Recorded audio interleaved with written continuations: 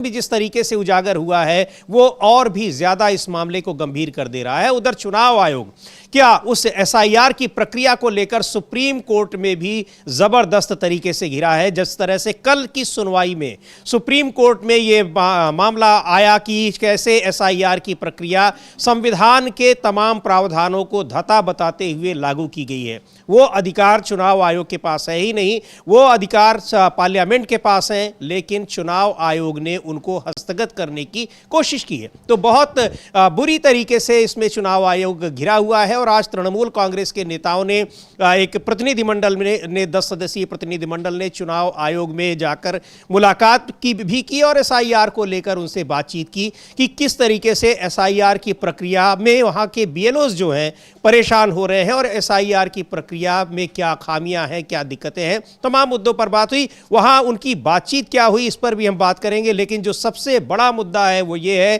कि वोट चोरी को लेकर जो राहुल गांधी ने दावे किए थे और उन दावों की पुष्टि होती दिखाई पड़ रही है। हालांकि उन्होंने पुष्ट दावे किए थे, लेकिन धीरे धीरे उसमें कई नई बातें आ रही हैं कि कैसे अमेरिका से भी उसके तार जुड़े हुए हैं। मामला ये अलंद सीट का है कर्नाटक की, जहां लोकसभा चुनाव के दौरान उन्होंने बताया था कि कैसे एक विधानसभा सीट में 6000 से ज्यादा वोट काट दिए गए और उसको काटने के लिए जिस वेबसाइट का इस्तेमाल किया गया, जो एक जिसके जरिए ओटीपी जनरेट हुआ, वो वेबसाइट अमेरिका से संचालित हो रही थी। एक बड़ा खुलासा इसमें हुआ है और कई सारी जगहों पर वोट चोरी के मामले लगातार आ ही रहे हैं। इधर एसआईआर को लेकर भी चुनाव आयोग की जो निष्ठा है, चुनाव आयोग की जो मंशा है, उस पर सवाल उठ रहे हैं। लेकिन जो अलंद का मामला है अमलेंदु जी, अब ये साबित हो गया है कि इसके किस तरीके से, मतलब ऐसा नहीं है कि फर्जी लोग थे जिन्होंने किसी का नाम कटवाया है, बल्कि उनके फर्जी मोबाइल नंबर भी थे और उन पर जो ओटीपी भी आ रहा था वो भी कहीं दूसरा सर्विस प्रोवाइडर से आ रहा था। हाँ, दूसरे सर्विस प्रोवाइडर से आ रहा था और उसके लिए बाकायदा एक OTP बाजार.com करके कुछ है, ये इस तरीके से कुछ आया, उसको लिया गया था और उसमें एक गिरफ्तारी भी हुई है। समीर जी, SIT ने गिरफ्तारी की है, तो बड़ी खबर जो है ये आई है। और इसीलिए आप देखिए कल जो संबित पात्रा आए यहाँ प्रेस कॉन्फ्रेंस करने के लिए, और वो प्रेस कॉन्फ्रेंस करने के लिए ये आए संबित पात्रा की बात, राहुल गांधी का जो है और कांग्रेस के ट्वीट और उनके जो हैं वो सब विदेश से संचालित हो रहे हैं, तो इसीलिए ये बताने के लिए है ताकि देश का ध्यान हटाया जा सके कि वोट चोरी अमेरिका से कराई जा रही थी। वहाँ बैठकर के जो था वो बनाया गया था कॉल सेंटर, वहाँ से वोट चोरी कराई जा रही थी। तो ये दिखाने के लिए ये कल प्रेस कॉन्फ्रेंस करने आए थे, लेकिन वो खुलासा हो चुका है, चूंकि वो SIT उसकी जांच कर रही है, उसमें गिरफ्तारियां भी हो चुकी हैं, तो ये साफ तौर पर पकड़ में चीज़ें आ गई हैं। जी बिल्कुल, ये चीज़ें साफ तौर पर पकड़ में आ रही हैं। क्या कुछ हो रहा है SIR के नाम पर, कैसे वोट चोरी की जा रही है, ये बड़े मुद्दे सामने आए हैं। कांग्रेस पार्टी ने आज फिर एक AI जनरेटेड एक वीडियो जारी किया है, कैसे उसमें बार बार ये आरोप लग रहे हैं कि मुख्य चुनाव आयुक्त और सरकार भारतीय जनता पार्टी, इनकी मिली भगत से पूरे देश की चुनावी प्रक्रिया को भारतीय जनता पार्टी के पक्ष में करने की कोशिश की जा रही है। देखेंगे वो जो ट्वीट है और वो जो वीडियो है, क्या उसमें कहा गया है, किस तरीके के आरोप लगाए हैं। लेकिन एक के बाद एक बड़े खुलासे ये बता रहे हैं कि वोट चोरी किस तरीके से, कितने अलग अलग ढंग से की गई है, ये साफ साबित होता दिख रहा है। पहले देख लेते हैं कांग्रेस पार्टी का वो वीडियो जो आज अभी थोड़ी देर पहले उसको पोस्ट किया गया है ट्विटर पर। क्या उसमें कहा जा रहा है, क्या आरोप लगाए जा रहे हैं। महाराष्ट्र में स्थानीय निकाय चुनाव होने, वोट चोरी की व्यवस्था कैसी चल रही है। नांदेड़ वाघाला निगम के वार्ड नंबर 5 में 23,661 रजिस्टर्ड वोटर हैं, लेकिन हमने 3500 से ज्यादा मतदाता फर्जी पतों पर रजिस्टर कर दिए हैं और इन फर्जी वोटर के पते वाले बॉक्स में NA और 0 लिख दिया है। वाह! यही नहीं, 600 से ज्यादा मतदाता 2 नीट कोचिंग संस्थानों के पते पर दर्ज कर दिया है। शाबाश, मालिक तो खुश हो जाएंगे। यही है हमारी वोट चोरी की व्यवस्था। तो ये AI जनरेटेड है, कैसे यहाँ पर वोट चोरी का खेल हो रहा है, ये बताने की कोशिश की है कांग्रेस पार्टी ने। और उधर जिस तरीके से अलंद के मामले में जो वहाँ कॉल सेंटर चल रहा था OTP के लिए, उसका खुलासा हुआ कि वो नेटवर्क, उसके तार जुड़े हुए हैं अमेरिका से। बहुत सारी बातें आए दिन, नई नई चीज़ें सामने आ रही हैं और उससे ये पता चल रहा है कि क्या कुछ हो रहा है यहाँ पर वोट चोरी को लेकर। कैसे एसआईआर भी उसी का एक हिस्सा है, ये भी आरोप लगातार लग रहे हैं। और यहाँ एसआईआर को लेकर जो 12 राज्यों में बिहार के बाद बिहार का मामला अभी चल ही रहा है सुप्रीम कोर्ट में, कल भी उस पर सुनवाई हुई, बहुत सारे बातें रखी गई, उस पर भी हम बात करेंगे। लेकिन पश्चिम बंगाल में और आज वहाँ के कई तृणमूल कांग्रेस के जो सत्तारूढ़ पार्टी है तृणमूल कांग्रेस पश्चिम बंगाल में, उसके नेताओं ने चुनाव आयोग के साथ बैठक की। चूंकि वहाँ जिस दिन बीएलओस की एक बड़ी हड़ताल थी, बीएलओस वहाँ पर उनके ऊपर जो दबाव बन रहा था उसके खिलाफ वो सड़कों पर उतर आए थे, वहाँ पर राज्य निर्वाचन आयोग के दफ्तर को घेर लिया था। उसके बाद ही पत्र भी लिखा था ममता बनर्जी ने चुनाव आयोग को, तो फिर उनको तृणमूल कांग्रेस के प्रतिनिधिमंडल को आज मिलने का समय दिया गया। आज उन्होंने मुलाकात की, क्या कुछ उससे मुलाकात से पहले क्या कुछ कहा, किस तरीके से वहां पर वो गए, वो हम लोग देखेंगे। वहां 10 सदस्यीय प्रतिनिधिमंडल आज तृणमूल कांग्रेस का चुनाव आयोग के साथ बैठक के लिए गया है। लेकिन केवल वहीं पर नहीं, कई अन्य जगहों से भी प्रदर्शन की लगातार खबरें आ रही हैं। कल भोपाल में भी एसआईआर के खिलाफ प्रदर्शन हुआ और इधर लखनऊ में भी प्रदर्शन हुआ। कांग्रेस पार्टी ने दोनों जगह प्रदर्शन किया है। तो एसआईआर एक बड़ा मुद्दा बन गया है और वोट चोरी एसआईआर के जरिए अब करने की कोशिश हो रही है, ये आरोप लग रहे हैं, क्योंकि बाकी तौर तरीके लोगों के नजर में आ चुके हैं, इसलिए ये नया तरीका ढूंढा गया है, ऐसा विपक्ष का कहना है। हाँ बिल्कुल समीर जी, ये नया तरीका ढूंढा गया है चूंकि वोट चोरी पकड़ी जाने लगी और जो एसआईटी की कर्नाटक की जो रिपोर्ट आई समीर जी, उसके बाद ये मामला और ज़्यादा मतलब स्पष्ट हुआ कि अब ये एसआईआर क्यों कराया जा रहा है। विपक्ष का कहना साफ तौर पर यही है। और इसमें जो कर्नाटक का मामला था, जो राहुल गांधी ने जिसका किया था खुलासा, तो उसमें चुनाव आयोग की जो ऑनलाइन सर्विस है उसके लिए रजिस्टर करते समय असली फ़ोन नंबर पर वन टाइम पासवर्ड से बचने के लिए यूएस की वेबसाइट है SMS अलर्ट, इससे वर्चुअल सिम कार्ड का इस्तेमाल करके इसको बनाया गया। ये एसआईटी की रिपोर्ट कहती है। इसको इंडियन एक्सप्रेस अखबार जो है ये खबर छापी है उसने। ये एसआईटी जिसको कर्नाटक की सीआईडी ने उसको गठित किया है, जिसको सीआईडी गठित किया वो है। और कर्नाटक सीआईडी की एसआईटी जो 2022 से 23 के समय में कलबुर्गी के अलंद विधानसभा इलाके में जो 5,994 वोटरों के नाम हटाने की कोशिश की गई थी, उसकी जांच कर रही है। उसने ये पाया है। तो SMS अलर्ट के नाम से सर्विस का जो है इसका पता तब चला जब एसआईटी ने 13 नवंबर को पश्चिम बंगाल के नादिया जिले के घोराखी हंसखाली इलाके से 27 साल के बापी आघा को गिरफ्तार किया और ये इस मामले में पहला गिरफ्तार होने वाला व्यक्ति था।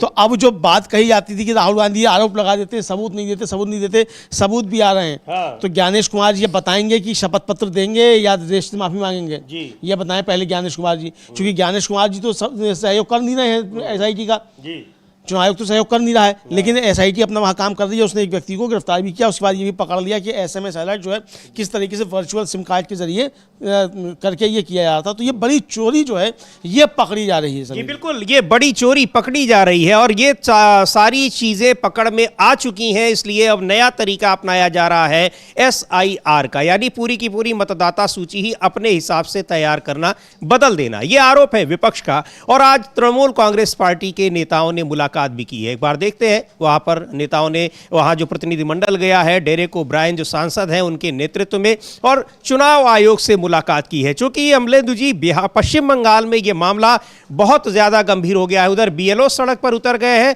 और उधर तृणमूल कांग्रेस के नेता जगह जगह प्रदर्शन कर रहे हैं इसके खिलाफ। तो ये प्रतिनिधिमंडल है जो आज मुलाकात की है, जिसने वहां पर चुनाव आयोग में जाकर इनको बुलाया गया था। और उसी के बाद जब ये वहां पर इस तरीके के प्रदर्शन हो रहे थे, उसके बाद इनको दिया गया, पहले भी मांग की गई थी, चुनाव कई पत्र लिखा जा चुका है, लेकिन अभी तक चुनाव आयोग मुलाकात का समय नहीं दे रहा था। लेकिन जब वहां सड़कों पर उतर आए BLO और राजनीतिक दलों के कार्यकर्ता, तो फिर 28 नवंबर को मुलाकात का समय दिया गया। हाँ, 28 नवंबर को मुलाकात का समय दिया गया और उसमें भी कि 10 लोग मिलने के लिए आए, ये कहा गया। और ये मांग की गई कि भाई आप खुले में बातचीत करना क्यों नहीं चाहते। तो खुले में बातचीत तो इंडिया गठबंधन के उससे भी नहीं की थी। कहा था कि आप 30 लोग आ जाइए और अपनी गाड़ी नंबर बता दीजिए, क्या क्या सब जो बताया गया था। पार्टियों के अध्यक्ष ही आए, पार्टियों के अध्यक्ष ही आए। अब ममता बनर्जी तो नहीं आ रही हैं, बाकी लोग जा रहे हैं। बहरहाल आज तृणमूल कांग्रेस ने एक ट्वीट किया है समीर जी, और एक ट्वीट करके उसने कहा है कि BLO हर दिन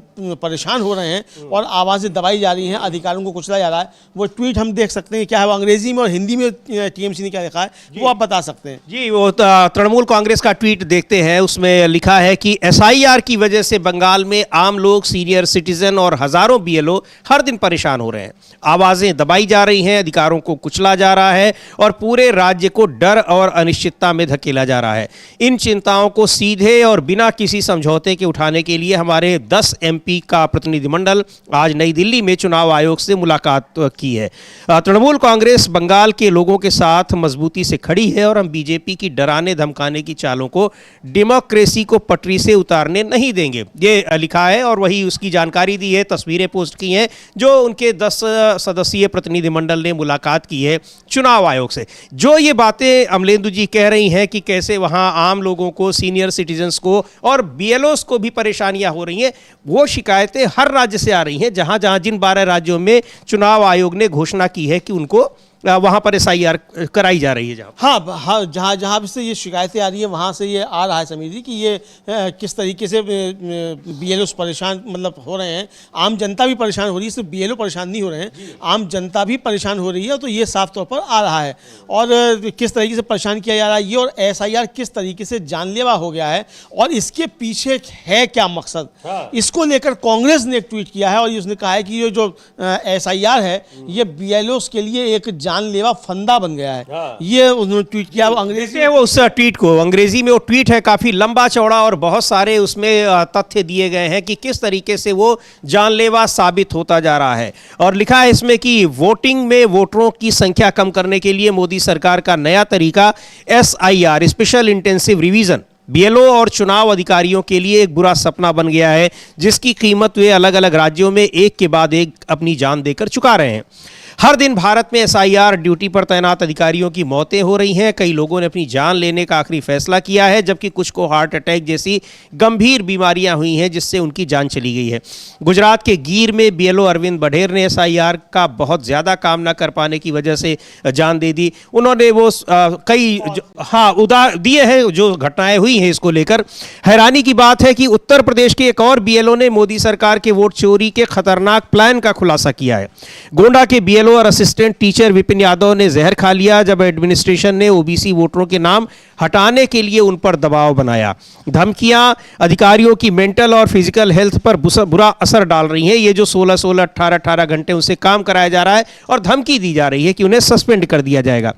जल्दबाजी और बेरहमी से ये सारी चीज़ें, लिखा है कि इसका मकसद ये है क्योंकि खतरनाक एसआईआर एक तय डेडलाइन के तहत जल्दबाजी और बेरहमी से जारी है। लगता है देश भर में असरदार वोट चोरी करने के लिए। ये कोई बदलाव नहीं है, ये स्पेशल दखलंदाजी वाली धांधली है क्योंकि मोदी जी जानते हैं कि बिना मैनिपुलेट किए मैंडेट के उन्हें चुनावी जीत नहीं मिल सकती। लेकिन अब बहुत हो गया, मोदी के नाजायज राज को मुमकिन बनाने के लिए और कितनी जाने जाएंगी। एक आदमी के सत्ता के लालच की कीमत और कितने बेगुनाह चुकाएंगे। बस एक ही बात का ध्यान रखें। तो उसमें आगे लिखा हुआ है कि इसको कुछ सलाह भी दी है, यानी वही सारी चीज़ें कि किस तरह से ये दबाव बनाया जा रहा है और अधिकारी धमकी दे रहे हैं, दबाव बना रहे हैं, इनके बीच में पिस रहे हैं वो बीएलओ, छोटे स्तर के कर्मचारी जो वहाँ पर जा रहे हैं। अच्छा, इसके अलावा और भी कई सारी चीज़ें हैं अमलेंदु जी। उन अधिकारियों की दिक्कतें ये भी हैं, एक तो ये दबाव बनाए जा रहे हैं, दूसरी वो बार बार जा रहे हैं तो लोग उनसे मिल नहीं रहे हैं, तो कई कई घंटे उनको काम करना पड़ रहा है। ये सारी चीज़ें हैं। इन सब के बीच में जो बड़ा सवाल ये है कि आखिर इतनी हड़बड़ी में क्यों है, और उसकी आशंका जताई भी है कांग्रेस पार्टी ने अपने इस ट्वीट में कि यहाँ पर कोई बड़ा प्लान तैयार किया जा रहा है। हाँ, बिल्कुल कोई बड़ा प्लान किया जा रहा है और इसमें कांग्रेस ने आखिर में अपने लिखा है कि Modi and the election commission है ब्लड ऑन देयर हैंड्स, यानी मोदी और चुनाव आयोग के हाथ जो हैं वो खून से रंगे हुए हैं, सने हुए हैं। ये कांग्रेस ने आखिर में इसको कहा है कि बस ये याद रखो कि आपके हाथ जो हैं वो आपके खून से रंगे हुए हैं। बहरहाल कांग्रेस के नेता हैं सचिन पायलट, और सचिन पायलट ने समीर जी इस SIR को लेकर बहुत सवाल उठाए हैं, और सचिन पायलट को भी हम लोग सुन सकते हैं कि सचिन पायलट क्या कह रहे हैं, किस तरीके से SIR जो है वो मतलब वोट चोरी का एक माध्यम बन गया है और चुनाव आयोग की निष्पक्षता जो है उस पर सवाल गहराते जा रहे हैं। जी बिल्कुल। तो सचिन पायलट को सुनते हैं, जो कि सचिन पायलट राजस्थान से आते हैं, SIR वहां भी हो रहा है, छत्तीसगढ़ का दौरा करने गए थे, वहां भी SIR हो रहा है, उन 12 राज्यों में ये राज्य भी शामिल हैं, और क्या कुछ हो रहा है SIR के नाम पर, किस तरीके से SIR की प्रक्रिया को अमल में जो लाने वाले अधिकारी हैं, कर्मचारी हैं, उन पर किस तरह का दबाव बनाया जा रहा है, ये सारी बातें उन्होंने कही हैं। सुनते हैं सचिन पायलट को क्या कह रहे हैं। हमारे विधायक का जो 3 बार विधायक है, उनका नाम अगर उनके गांव में नहीं है तो वो तो जानकार है, संपन्न है, समझदार है, वो जाके झगड़ा भी करेंगे कलेक्टर से और आयोग से, नाम जुड़वा भी सकते हैं। लेकिन सवाल ये है कि अगर ऐसी त्रुटि जग जाहिर हो रही है तो क्यों हो रही है? अनेक राज्यों में जो BLOs हैं वो आत्महत्या कर रहे हैं, हम सब अखबार खबर पढ़ते हैं। तो ऐसा क्या मानसिक शोषण उनका किया जा रहा है, क्या दबाव उन पर बनाया जा रहा है कि वो निष्पक्षता से काम नहीं कर पा रहे? BLOs कौन होते थे पहले जानते भी नहीं थे, क्योंकि भरोसा था कि निर्वाचन जो करेगा, जो अधिकारी होगा, वो विचारधारा से बना नहीं है, वो सरकार पक्ष के झगड़े में नहीं है, वो तो अपना काम कर रहा है, जिम्मेदारी से कर रहा है, ईमानदारी से कर रहा है। दुर्भाग्यवश वो विश्वास कम हो रहा है। इसीलिए हम लोगों ने पूरा अभियान चलाया है। जिन जिन राज्यों में इस प्रकार के SIR हो रहे हैं, हमने मीटिंग्स करी हैं, हमारे जो कांग्रेस पार्टी के कार्यकर्ता को हमने सचेत किया है कि इस देश में लोकतंत्र की जो नींव है वो हमारी चुनाव की प्रणाली की निष्पक्षता पर निर्भर है। चुनाव तो पाकिस्तान में भी होते हैं, बांग्लादेश में भी होते हैं, चीन रूस में भी होते हैं, लेकिन भारत का जो संविधान, भारत की जो प्रणाली है, इलेक्शन की प्रोसेस है, वो हमारे सबसे हमारा अमूल्य, हमारी ऐसी चीज है जिसको हम कभी खो नहीं सकते। उसमें अगर कहीं संदेह हो रहा है तो भविष्य के लिए एक अच्छा संकेत नहीं है। इसीलिए हम लोगों ने, खड़गे जी, राहुल जी ने, हम सब पार्टी कार्यकर्ताओं को कहा है कि अलग अलग जगहों में, अलग अलग ब्लॉक में जाकर हम लोगों को सचेत करें, और अभी जो प्रक्रिया है उसको हम कार्यकर्ताओं को समझा रहे हैं। हम चाहते हैं कि SIR के माध्यम से कोई भी व्यक्ति वोट डालने से वंचित ना रह जाए। हम पहले पढ़ा करते थे अखबारों में, निर्वाचन आयोग के अधिकारी 3-3 दिन, 4-4 दिन जानवरों के मशीनों को लाद कर सड़क पर, बॉर्डर पर, जंगल में, रेगिस्तान में, बर्फ में जाके, एक अगर झोपड़ी भी होगी तो वहां पे उस व्यक्ति का वोट बढ़े, चाहे लाखों रुपए खर्च हो जाए, ये कीमत वोट की थी। हमारा दिल प्रफुल्लित होता था देखकर कि निर्वाचन आयोग इतना कदम, मेहनत कर रहा है कि एक एक वोट पेटी में पड़ जाए। 52 में पहला लोकसभा चुनाव हुआ था तो पश्चिम देश के लोग मानते नहीं थे कि भारत लोकतंत्र बन सकता है, कि लोकतंत्र तो शिक्षित लोगों के लिए है, अनपढ़ है, गरीब देश है, कैसे काम करेगा। लेकिन दशक पर दशक हमारे नेताओं ने, लगातार सरकारों ने निर्वाचन आयोग को पोषित किया, संरक्षित रखा। लेकिन अब जो आज हालात बने हैं, मन में पीड़ा होती है। इसीलिए हम लोगों ने बीड़ा उठाया है। और मैं दोबारा कहना चाहता हूं, वोटर लिस्ट अच्छी बने, सबका नाम शामिल हो, ये जिम्मेदारी किसी पॉलिटिकल पार्टी की नहीं है। लेकिन ये काम नहीं हो रहा, बाधाएं आ रही हैं। गरीब, दलित, पिछड़े, आदिवासी, उन लोगों का नाम लगातार काटने की साजिश रचने का अगर कहीं काम हो रहा है तो उसको रोकने का काम कांग्रेस कार्यकर्ता करने जा रहे हैं। मुझे पूरा विश्वास है कि हमारी पार्टी के सब नेता, कार्यकर्ता, क्योंकि अब ये भाजपा की सरकारें जहां बनी है, परिसीमन अपने मनमर्जी से करेंगे, आरक्षण मनमर्जी से देंगे, वोटर लिस्ट में दबाव बनाकर अपने सुविधानुसार निर्माण करेंगे, तो फिर निष्पक्षता कहां रहेगी?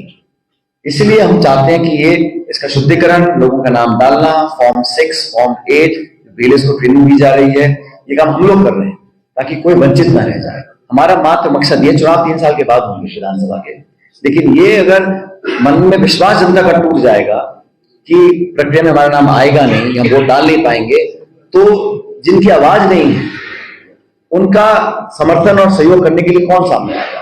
इसीलिए राहुल जी और खड़गे जी, तमाम AICC के हम सब लोगों ने जहां जहां SIR हो रहा है वहां जाकर हम निगरानी भी रखेंगे, सचेत भी कर रहे हैं। और किसी भी व्यक्ति को जो वोट देने का अधिकार रखता है इस राज्य देश में, 18 साल का हो चुका है, लड़का लड़की जो भी है, उसकी जाति, धर्म, लिंग, भाषा कुछ भी हो, लेकिन अधिकार अगर रखता है तो उसको वोट देने का हक है।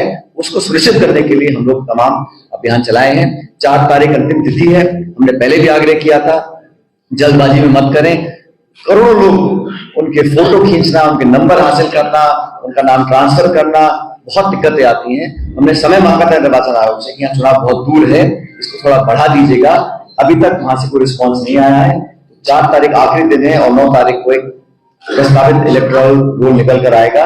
हम उम्मीद करते हैं कि गड़बड़ी नहीं होगी, लेकिन हम पूरी निगरानी के साथ कांग्रेस के तमाम नेता कार्यकर्ता इस मुहिम में जुटे हुए हैं।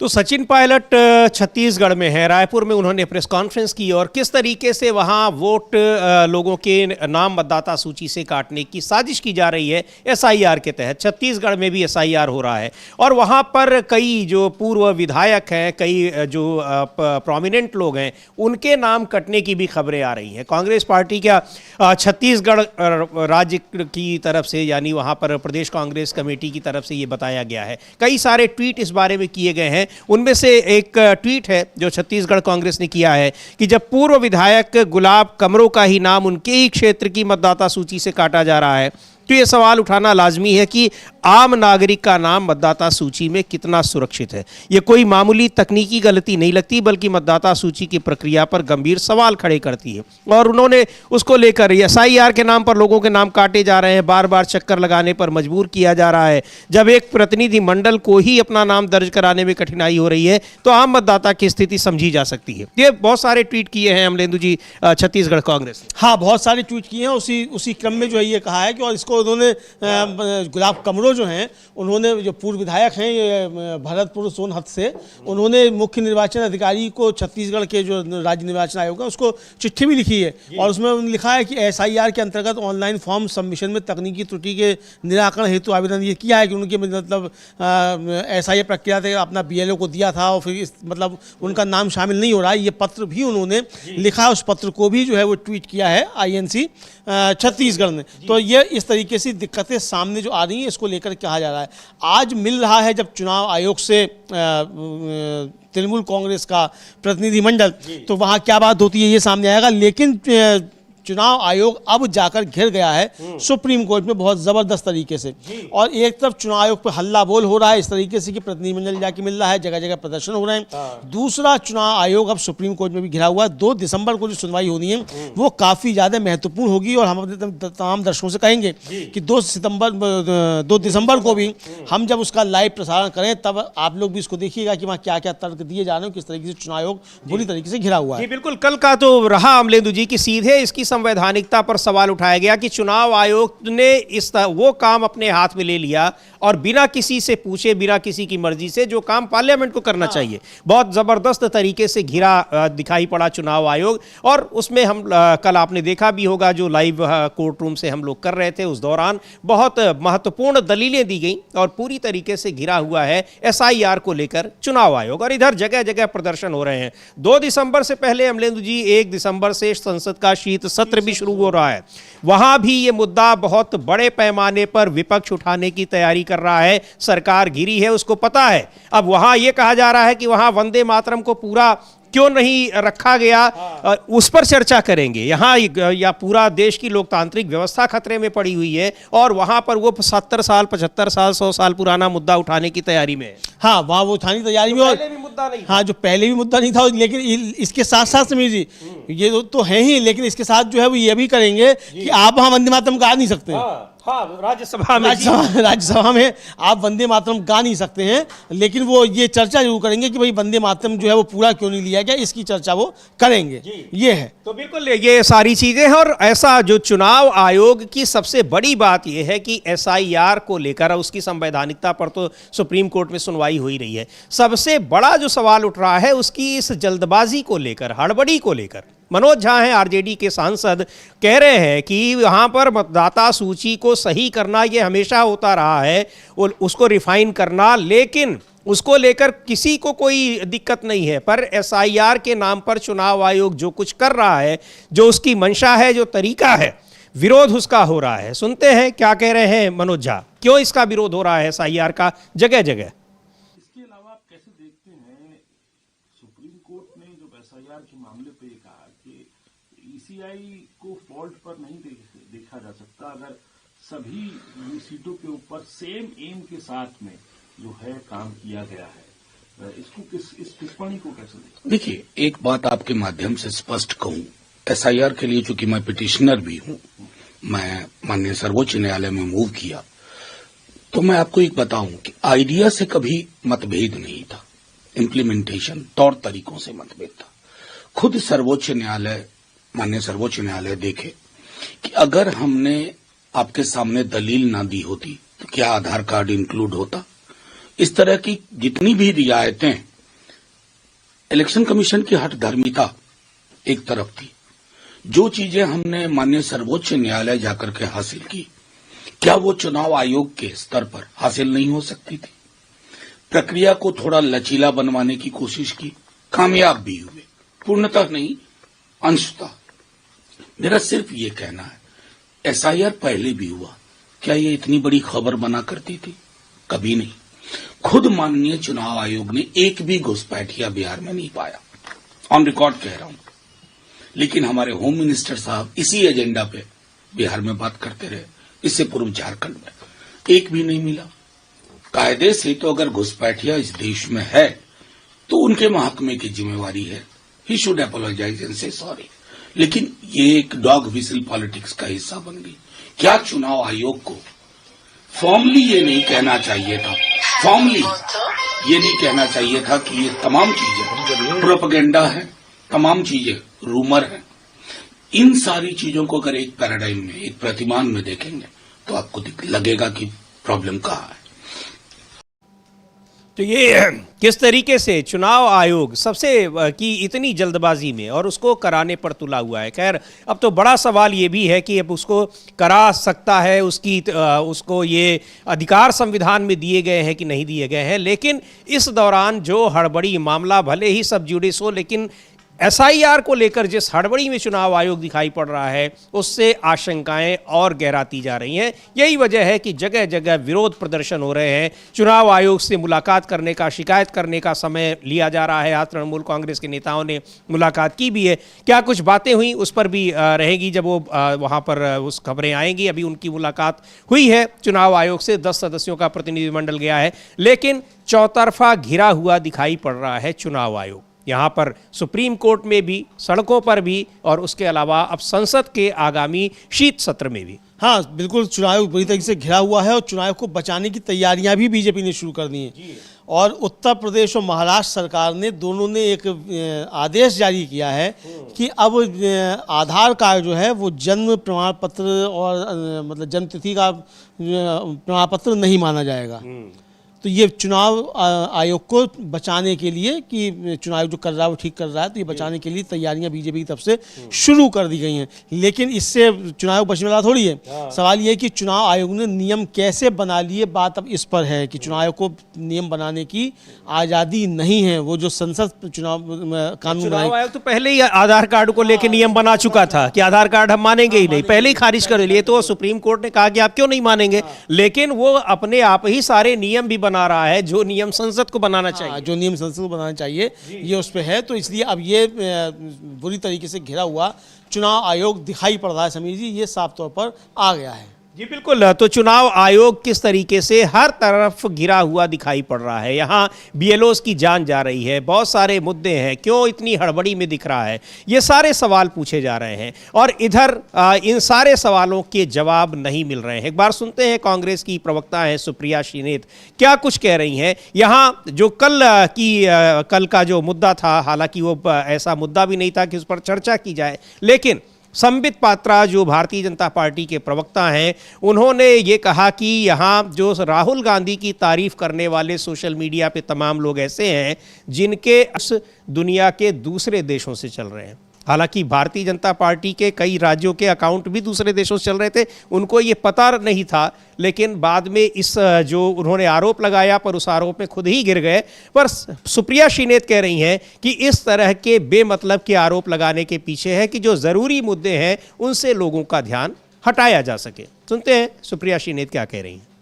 असलियत यह है, और मैं आप में से कुछ साथियों से हाथ जोड़कर और हंसकर यह बात कहूंगी, main stream media Narendra Modi उनकी सरकार से सवाल नहीं पूछता है।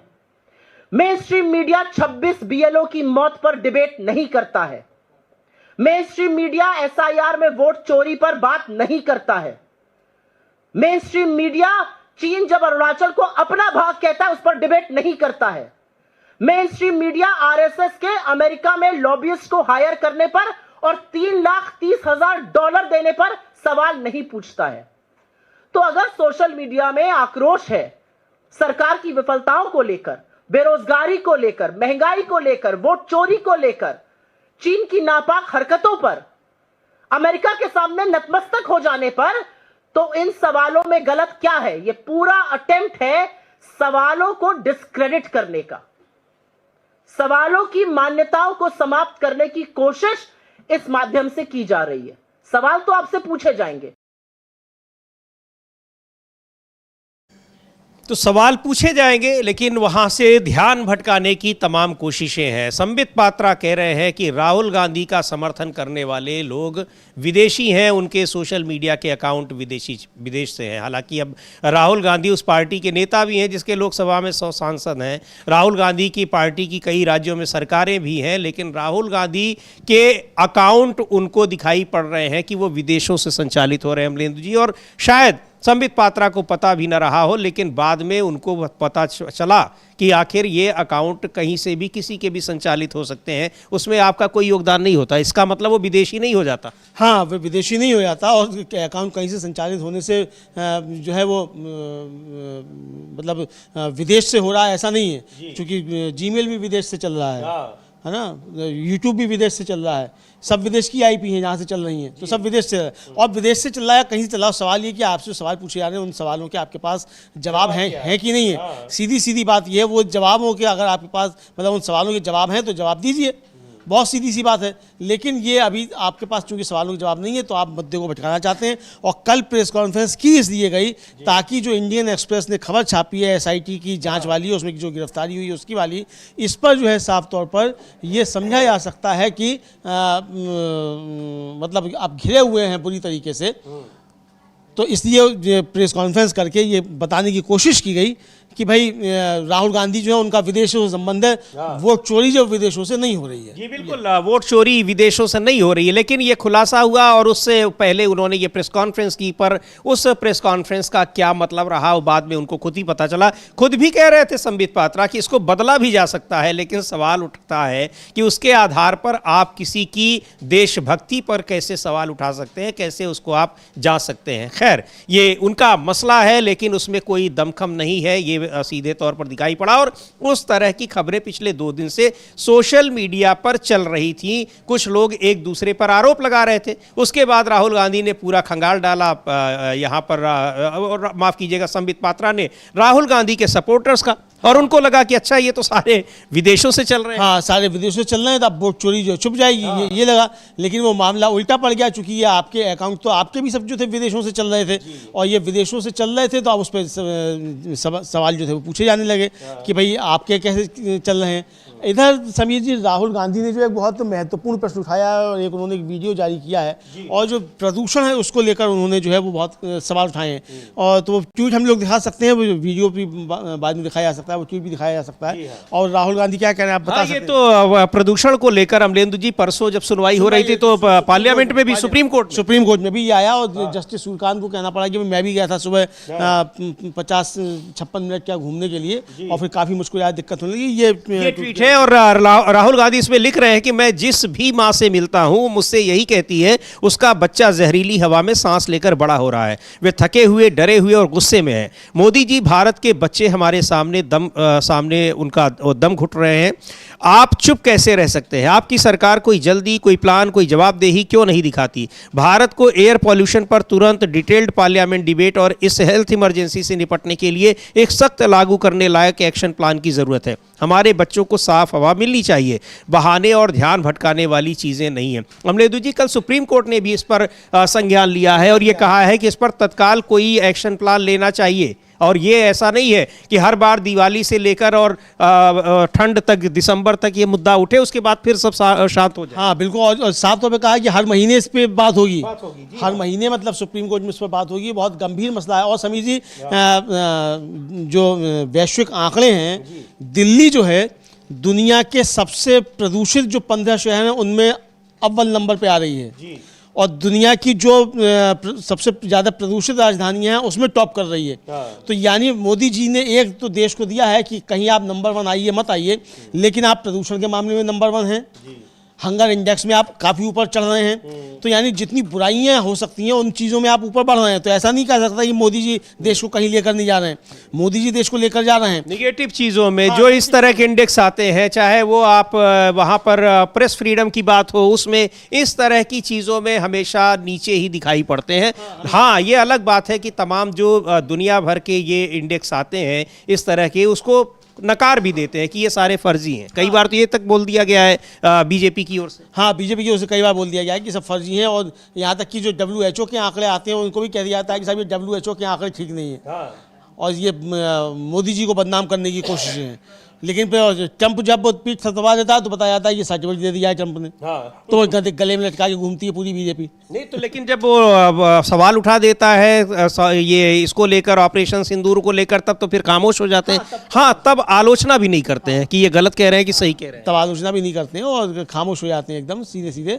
तो ये बहरहाल जो उनका काम है वो कर रहे हैं। लेकिन चुनाव आयोग ज़बरदस्त तरीके से अब घिरा हुआ है, और जिस तरीके से वोट चोरी पकड़ी जा रही है और इसमें गिरफ्तारी हुई है वोट चोरी में, जी हाँ, मतलब जो व्यक्ति करा रहा था उसमें एक व्यक्ति की गिरफ्तारी हुई है पश्चिम बंगाल से, उसको कर्नाटक की SIT ने गिरफ्तार किया है और पकड़ा गया है कि वर्चुअल सिम तैयार करके OTP लेकर उसको जो था वो डाइवर्ट किया जा रहा था। यानी आपका फ़ोन जो है वो कहीं से वर्चुअल सिम लेकर, ये तो समझिए एक और बड़ी अब इसमें चीज़ आ रही है, मतलब ये सिर्फ वोट चोरी बहुत बड़ा साइबर क्राइम है। यानी कि आपके अब मोबाइल का आपको मालूम भी नहीं पड़ेगा, और OTP आपके बैंक का भी कहीं और चला जाएगा, और जब कोई चाहेगा तब आपको उससे पैसे निकाल लेगा। तो ये सब भी चीज़ें हो रही हैं। तो ये तो बहुत सचेत हो जाने की आवश्यकता है। इसका मतलब कर्नाटक SIT ने बहुत बड़ा काम किया है। मतलब वोट चोरों को भी पकड़ रही है और जो साइबर क्राइम करते हैं उसकी भी पोल खोल रही है। लेकिन भारतीय जनता पार्टी इन वोट चोरों के समर्थन में खड़ी दिखाई पड़ती है। तो ये बड़ा संकट है। जी बिल्कुल, इसीलिए सवाल पूछा जाता है कि आखिर ये जब सवाल पूछे जा रहे हैं चुनाव आयोग से, तो फिर उनके जवाब भारतीय जनता पार्टी की ओर से क्यों मिल रहे हैं। लेकिन ये एक बड़ा मुद्दा है, जिस तरह से अलंद में वहाँ 6000 से ज़्यादा वोट वहाँ डिलीट कराए गए, जो राहुल गांधी ने उसका प्रेजेंटेशन दिया था, उसमें बड़ा खुलासा ये है कि वो डिलीशन का काम यहाँ किस तरीके से एक पूरा नेटवर्क कर रहा था, एक कॉल सेंटर बनाकर, और वो संचालित हो रहा था अमेरिका से। उसके बारे में बड़ा खुलासा हुआ है। थोड़ा सा उसके बारे में और डिटेल अगर आप बताएं अमलेंदु जी कि क्या कुछ हो रहा था, कैसे वहां पर डिलीशन हो रहा था। यानी नंबर जो इस्तेमाल हो रहे थे वो किसी और के, लेकिन उनको पता भी नहीं था कि उनका नंबर इस काम में इस्तेमाल हो रहा है। हाँ, लोगों को पता ही नहीं था कि उनका नंबर जो है हो रहा है। और SIT ने जब वहाँ जांच करना शुरू की समीर जी, तो बहुत सारी चीज़ें थी वो सामने निकल कर आई, और सामने निकल कर ये आई कि वो जो एक मतलब SIT जो उसने पाया कि एक SMS अलर्ट जो है, जो OTP के लिए एक सर्विस के तौर पर बेचता है, उसने भारत में 72 रैंडम लेकिन असली नंबरों के लिए वर्चुअल सिम का इस्तेमाल करके OTP इकट्ठा किए, और उन्हें भारत में आद्या द्वारा चलाई जाने वाली OTPbazaar.com नाम की वेबसाइट पर बेच दिया। बदले में उसने कथित तौर पर नंबर और OTP को कलबुर्गी के डेटा सेंटर को भेज दिया, जिसका इस्तेमाल चुनाव आयोग की सर्विस तक गैर कानूनी एक्सेस पाने के लिए बेस के तौर पर किया गया था। ये उस जांच में आया जो इंडियन एक्सप्रेस की रिपोर्ट है ये बता रही है। और यह है कि अलंद केस का जिक्र सितंबर में कांग्रेस के नेता राहुल गांधी ने अपने वोट चोरी के आरोप में लगाया था। अब SIT को यह भी पता चला है कि OTPbazaar.com द्वारा दिए गए हर OTP के लिए कलबुर्गी डाटा सेंटर ऑपरेटर के बैंक अकाउंट से 700 रुपए काटे गए थे। एक OTP के लिए 700 रुपए काटे गए। यानी समझिए कितने बड़े स्तर पे काम किया गया और कितना रुपया कितना खर्च किया गया। तो ये आसान काम तो नहीं है भाई। कोई आदमी किसी का नाम कटवाने के लिए 700 रुपया खर्च क्यों करेगा, और 6000 के आसपास वोट जो है कटवाए जा रहे हैं। तो ये इस तरीके से ये चीज़ें जो है वो चोरी वहाँ पकड़ में आई हैं। ये SIT की जाँच में हुआ। और फिर एक एप्लीकेशन जो थी वो एक होता है वो भी उसके जरिए किया गया, इसी के जरिए मतलब जो सब करने की कोशिशें की गई। और जो रिपोर्ट है समीर जी इंडियन एक्सप्रेस की, वो ये आगे बताती है कि एक एप्लीकेशन प्रोग्रामिंग इंटरफेस यानी API जो कहलाता है, उसने OTPbazaar.com को SMS अलर्ट से जोड़ा और चुनाव आयोग की साइट्स के लिए जनरेट हुए OTP को रियल टाइम में डेटा सेंटर को दिया गया ताकि कथित तौर पर कई वोटर डिलीट करने की रिक्वेस्ट शुरू की जा सके। अब अखबार जो है वो सूत्रों के हवाले से कहता है कि ये चुनाव आयोग की ऑनलाइन सर्विसेज की हैकिंग नहीं थी, बल्कि असली नंबरों के लिए वर्चुअल सिम बनाकर टेलीकॉम सिस्टम में सेंध मारी थी। OTP फ़ोन नंबर के ओरिजिनल होल्डर और SMS अलर्ट द्वारा बनाए गए वर्चुअल सिम दोनों को भेजे गए थे। ओरिजिनल मालिकों को पता नहीं था कि उन्हें चुनाव आयोग से OTP क्यों मिले। अधिकारियों ने कहा कि आद्या ने डेटा सेंटर से मिले पैसे हर OTP के लिए 700 रुपये क्या वो है जिनको गिरफ्तार किया गया? जिनको गिरफ्तार किया गया है, जो नादिया जिले से गिरफ्तार किया गया उसको, हाँ बंगाल के, कि आद्या ने डेटा सेंटर से मिले पैसे हर OTP के लिए 700 रुपये को अपने इंडसइंड बैंक अकाउंट में एक क्रिप्टो करेंसी वॉलेट में बदल दिया। देखिए कितना बड़ा खेल चल रहा है। और थोड़ा कमीशन लेकर SMS अलर्ट को पेमेंट किया। आद्या का क्रिप्टो वॉलेट जो SIT को मिला उसमें कथित तौर पर ज़्यादा पैसे नहीं थे। अब आद्या जो पहले फ़ोन रिपेयर की दुकान चलाते थे, कहा जाता है कि हमेशा ऑनलाइन रहते थे, इसी तरह उन्हें SMS अलर्ट के बारे में पता चला। थोड़े से कमीशन पर उन्होंने SMS अलर्ट को एक्सेस करने के लिए अपनी वेबसाइट पर एक इंटरफेस इंस्टॉल करके भारत में इसकी मार्केटिंग की। देखिए किस तरीके से हेरा फेरी शुरू हुई। ये डिजिटल इंडिया ये है असली मोदी जी का डिजिटल इंडिया। अच्छा, काम हो रहा है, ये हेरा फेरी का काम हो रहा है कर्नाटक में जुड़ा हुआ है व्यक्ति, वो पश्चिम बंगाल में, और उसका नेटवर्क चल रहा है अमेरिका से। नेटवर्क, हाँ, मतलब देखिए कितने लंबे हाथ जो है इन वोट चोरों के हैं। और ये जो है वहाँ की SIT कर्नाटक की जो बनाई गई, और राहुल गांधी ने जब इस पर लाए वो खुलासा करके, उसमें ये मालूम पड़ा। और SIT जो है उसने आद्या को 14 दिन की कस्टडी मिली थी, तो उसको फिर अब जो बुधवार को पूरी हुई तो उसको जुडिशियल कस्टडी में भेज दिया गया है। SIT जांच में ये पाया गया अखबार के मुताबिक कि BJP नेताओं ने कलबुर्गी डाटा सेंटर की सर्विस दी थी, जिसके ऑपरेटरों को OTP बाजार की ऑनलाइन सर्विस मिली। इत्तफाक से जो है राहुल गांधी के आनंद में वोट डिलीट करने की कोशिशों का मुद्दा उठाने के बाद चुनाव आयोग ने अपनी ऑनलाइन सर्विस को एक्सेस करने के लिए आधार इनेबल्ड ऑथेंटिकेशन जो है वो सिस्टम शुरू किया। अब ये समझा जा सकता है कि इससे पहले तो आपने नहीं किया था, लेकिन राहुल गांधी ने जब आरोप लगाया तो हम लोगों ने भी खबर दी थी कि आप उसने कर दिया कि आप इसको आधार इनेबल्ड करेंगे आपको नंबर कटवाने के लिए। इसका मतलब चुनाव आयोग को जानकारी थी क्या हो रहा है। राहुल गांधी ने जब आरोप लगाया तब आपने इसको किया, आपने पहले क्यों नहीं किया था, ये आ रही है। और फिर पिछला चुनाव आयोग का रजिस्ट्रेशन सिस्टम पूरी तरह से चुनाव आयोग की साइट पर रजिस्ट्रेशन के समय एक फ़ोन नंबर पर भेजे गए OTP पर आधारित था, जिसका आनंद मामले में गलत इस्तेमाल किया गया था। आनंद में गैर कानूनी वोट डिलीट करने का मामला पहली बार 2023 में राज्य विधानसभा चुनाव से पहले तब दर्ज किया गया था जब BJP सत्ता में थी। 18 सितंबर को एक प्रेस कॉन्फ्रेंस में राहुल गांधी ने जब इसे उठाया तो ये देश भर में एक बड़ा इसने तूल पकड़ा। जी बिल्कुल। और ये सब काम हालांकि वहां पर जब सरकार में थी तब ये सब हो रहा था, क्योंकि अगर नहीं रही होती तो किसी लेवल पे ये पकड़ में आ जाता। पर वहां अब जब SIT उसकी जांच कर रही है, वहां की CID ने SIT गठित की है, स्पेशल इन्वेस्टिगेटिव टीम गठित की है, उसने ये सारी धांधली पकड़ी है कि कैसे यहां पर काम कर्नाटक में मतदाता सूची से लोगों के नाम डिलीट कराए जा रहे हैं। वो काम कर रहा है कोई पश्चिम बंगाल के नादिया जिले में बैठा हुआ व्यक्ति, और वो संचालित जो हो रही है पूरा उसका जो सॉफ्टवेयर संचालित हो रहा है वो चल रहा है अमेरिका से, यानी उसका जो कॉल सेंटर का मेन सेंटर है वो अमेरिका से संचालित हो रहा है। वो अमेरिका से संचालित हो रहा है। OTP भी अमेरिका से मंगाया जा रहा है, मतलब वर्चुअल सिम जो वहां तैयार की जा रही है। तो ये बहुत बड़ा रैकेट चल रहा है।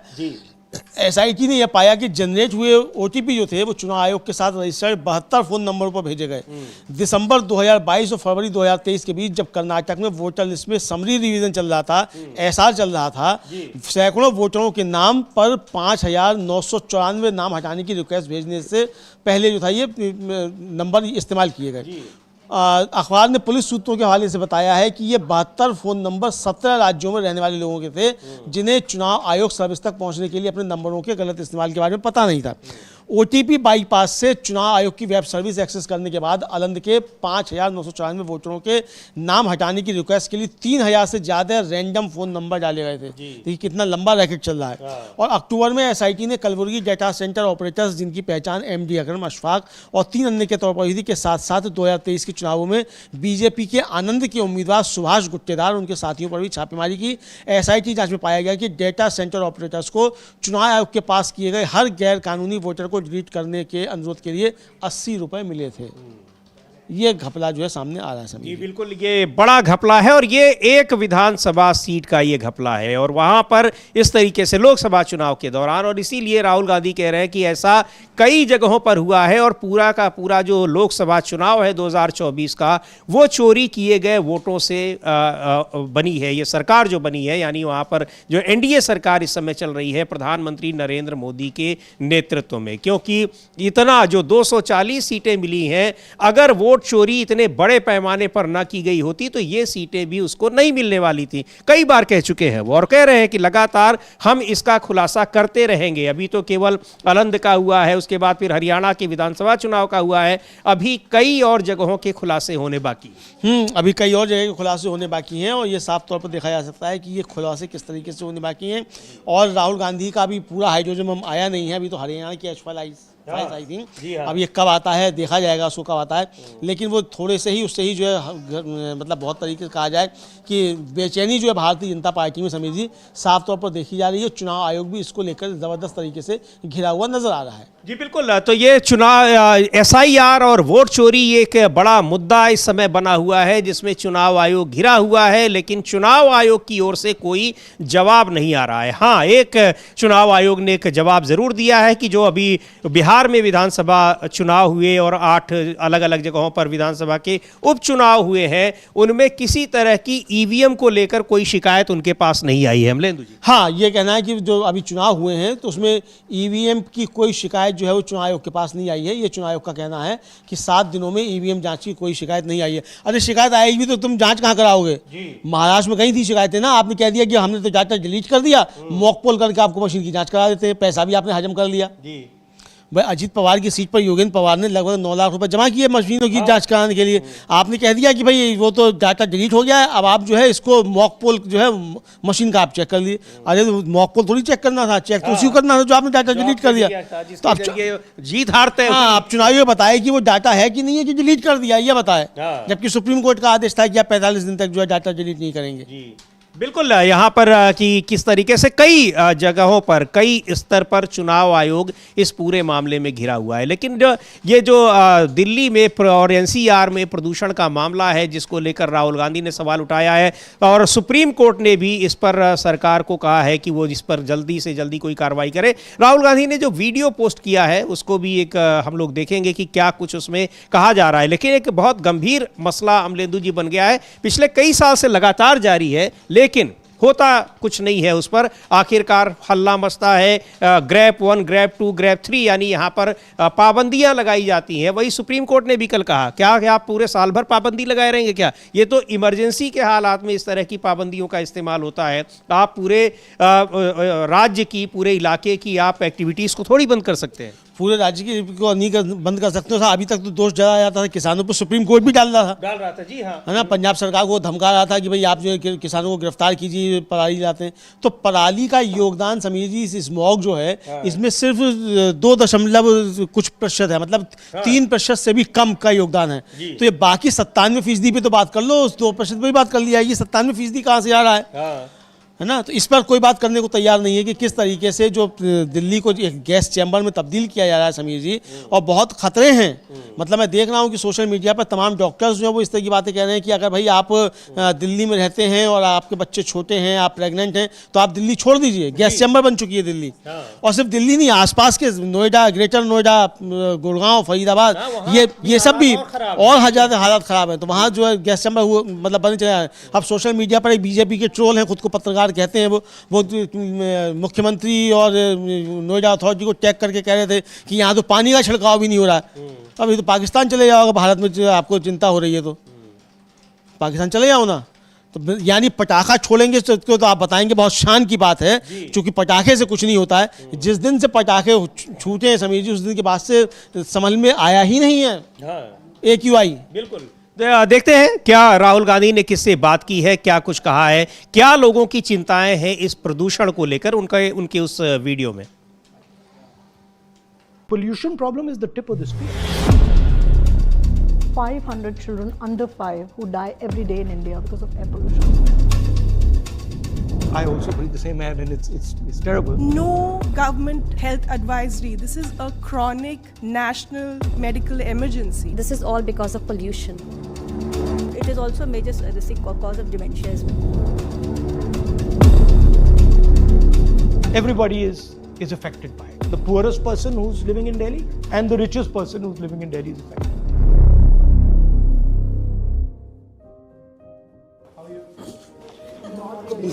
Not good. If you're not good, then you're in trouble.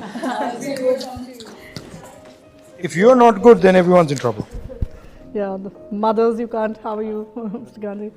Like we see, the whole year's gone by, and things are just worse. And